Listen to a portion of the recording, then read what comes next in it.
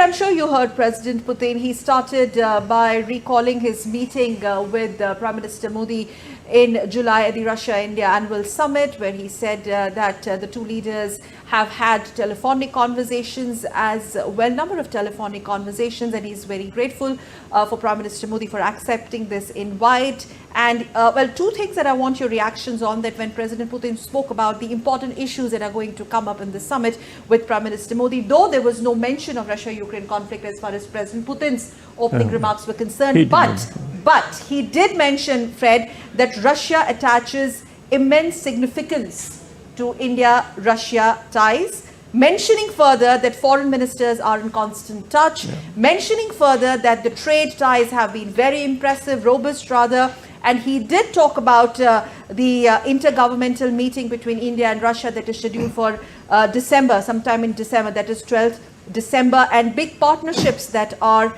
on the anvil. What do you make of the brief messaging by the Russian side?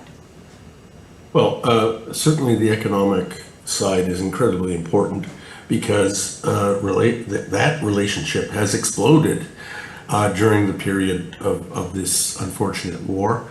And it's probably not going to change significantly afterwards. There is a huge new amount of trade, India buying Russian energy, and Russia needs to turn that into sort of constructive investment in India or purchase of Indian goods to balance that out. That's an urgent problem. As for the Ukrainian war, I think Putin said in the Far Eastern Conference a month ago that he was open to mediation by countries like India, Brazil, China. He made that point very clearly. And so I suspect things are happening under the carpet, not for public discussion right now, but I think we're closer now than people imagine to some sort of negotiations, mediation that might occur.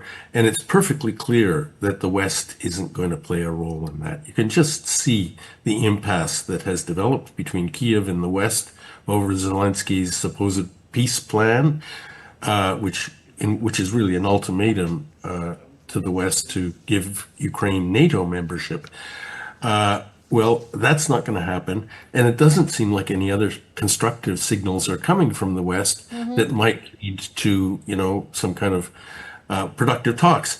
So, if you're going to do it, well, the countries of good faith like India, which has been consistent on the principles, that there has to be a peaceful settlement and it has to be according to the UN Charter, and I mean, it's probably not going to turn out exactly according to the UN Charter, but compromises might be made.